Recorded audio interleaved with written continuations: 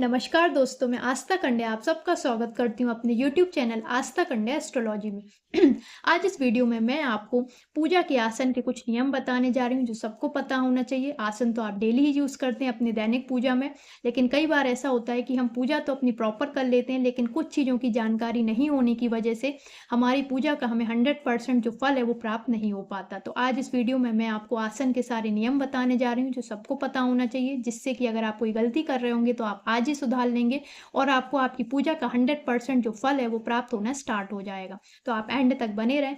पहला नियम है कि आपको जो आपका आसन है पर्सनल रखना चाहिए। हर सदस्य का अपना एक पर्सनल आसन होना चाहिए। ऐसा नहीं होना चाहिए कि आपके घर पे अगर 4 से 5 सदस्य हैं तो एक ही आसन पे सारे सदस्य पूजा कर रहे हैं, जो कि बिल्कुल ही गलत है। क्योंकि क्या होता है ना, जब हम अपने आसन पर पूजा पाठ करते हैं, ध्यान लगाते हैं, तो हमारा जो आसन है वो भी आपकी जो मंत्रास की पूजा की ऊर्जा है वो भी ग्रहण करता है। हमारा आसन भी धीरे-धीरे सिद्ध होना स्टार्ट हो जाता है। इसलिए हमें हमारा आसन किसी दूसरे व्यक्ति को नहीं देना चाहिए। तो कोशिश करें कि अगर आपके घर पर 5 सदस्य हैं तो आप 5 आसन ही लेकर आएँ और पर्सनल ही रखें।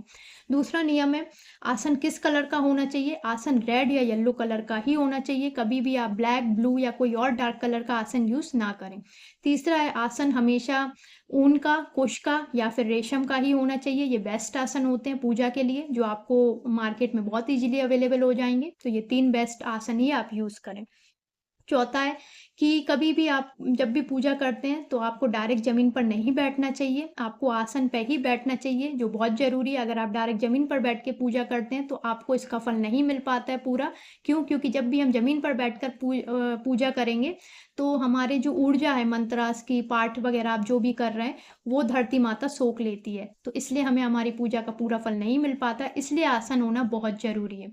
और आपको आसन ही रखना है अपना पर्सनल, ऐसे नहीं कि मैंने बहुत सारे लोगों के यहाँ देखा कि लोग क्या करते हैं जल्दबाजी में या कभी आसन नहीं मिल रहा है तो कुछ भी कपड़ा बिछा लेते हैं, जो बिल्कुल ही गलत है। कभी रुमाल बिछा लेंगे, कोई टॉवल बिछा लेंगे, नहीं, ये गलती भी ना करें। आप आसन पे ही बैठ के पूजा करें, धरती पर बैठकर ना करें और अपने पर्सनल आसन पर ही पूजा करें।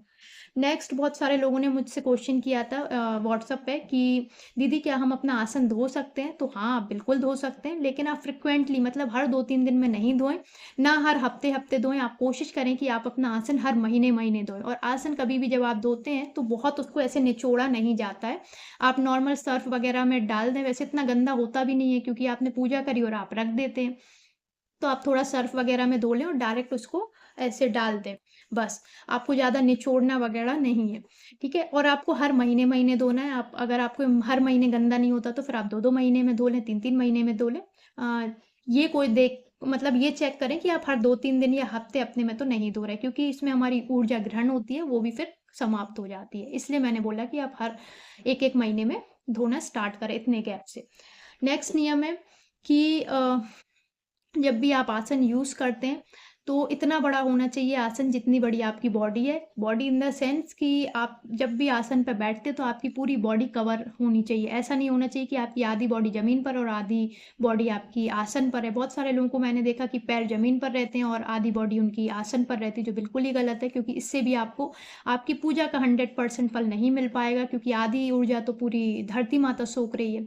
तो आप हमेशा जब भी आसन यूज़ करेंगे, तो आप मार्केट से एक ऐसा आसन लेके आएँ, जो आपकी पूरी बॉडी को कवर कर ले। मार्केट में सारे आसन अवेलेबल रहते हैं, छोटे भी, बड़े भी, तो आप बड़ा आसन लेके आएँ। मतलब अपनी बॉडी के हिसाब से आसन लेके आएँ। मैं तो बोलूँगी कि बड़ा ही आसन बेस्ट होता है, क्योंकि उससे आप प्रॉपर तरीके से आराम से बैठ जाते हैं और आपकी बॉडी भी कवर हो जाती है। अब हम नेक्स्ट नियम के बारे में अगर बात करें, तो जो लोग चेयर पे बैठते हैं, जैसे बहुत सारे लोगों को प्रॉब्लम होती है घुटनों में, आजकल तो आम बात है। तो आपको क्या करना चाहिए? आपको डायरेक्ट चेयर पे बैठ के नहीं करना चाहिए जाप। आपको उस पे भी आसन बिछाना है और आपको 1 नहीं, आपको 2 आसन बिछाना है। आपको कैसे 2 आसन बिछाना है मैं वो बताती हूँ। जब भी आप पूजा पाठ मंत्रास करेंगे चेयर पर बैठ के, तो आपको एक आसन तो चेयर पर बिछाना है जिस पे आप बैठेंगे, और दूसरा आसन जब आप पैर नीचे रखते हैं तो वहाँ पर बिछाना है। वो भी बहुत ज़रूरी होता है, क्योंकि बहुत सारे लोग गलती क्या करते हैं, वो चेयर पे तो बैठ जाते हैं लेकिन अपने जो पैर हैं वो हमेशा ज़मीन पे रख लेते हैं, जिससे कि उनको जो फल है वो पूरा प्राप्त नहीं हो पाता। तो आपको 2 आसन बिछाने, एक अपने चेयर पर और एक नीचे जहाँ आप ज़मीन पर रखेंगे।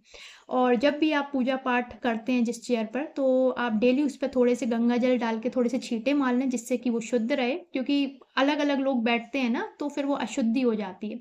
उसके बाद ही आप 2 आसन बिछाएं, एक नीचे और एक चेयर के ऊपर। और अगर कोशिश कर सकते हैं, ये सिर्फ मैं बोल रही हूँ, आप देख लें अपने हिसाब से, तो आप एक चेयर जिस पे आप पूजा करते हैं वो आप सेपरेट ही रखें, उस पे आप किसी को ना बैठने दें। लेकिन अगर ये पॉसिबल नहीं हो पाता है, क्योंकि सबकी अलग-अलग घर की अलग-अलग परिस्थिति होती है, तो फिर आप क्या कर सकते हैं, डेली जब भी आप पूजा करने बैठते हैं उस चेयर पे, तो आप गंगा जल से कुछ छींटे मार लें और फिर उसके बाद आप अपना दोनों आसन रख के पूजा पाठ करके उठा दें। तो मैंने आपको सारे नियम बता दिए। एक आखिरी नियम जो बहुत ज़रूरी, बहुत सारे लोगों को मे बी पता हो, नहीं भी पता हो। जब भी हम कोई भी पूजा पाठ मंत्रास करते हैं और जब हम उठते हैं, तो आपको हमेशा पूजा करने से पहले थोड़ा-सा पानी अपने पास रखना चाहिए।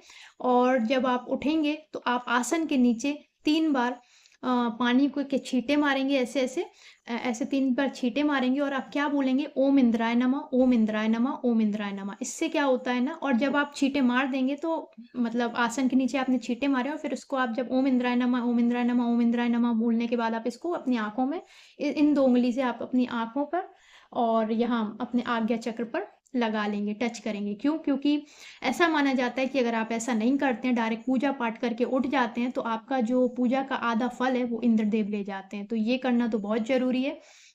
और आप कोई भी पूजा पाठ करते हैं, ये बिल्कुल ध्यान रखें। तो मैंने आज इस वीडियो में सारी चीज़ें कवर कर दी हैं आसन की। फिर भी अगर आपको कुछ डाउट रहता है, तो आप कमेंट कर सकते हैं। मैं डेफ़िनेटली आपके जो कमेंट का आंसर ज़रूर दूँगी। अगर आपको मेरे वीडियोज़ अच्छे लगते हैं, तो प्लीज़ लाइक करें, सब्सक्राइब करें। जितना ज़्यादा आप शेयर कर सकते हैं, उतना ज़्यादा शेयर करें अपने फैमिली में, अपने फैमिली मेंबर्स में, रिलेटिव्स में, फ्रेंड्स सर्कल में। नमस्कार।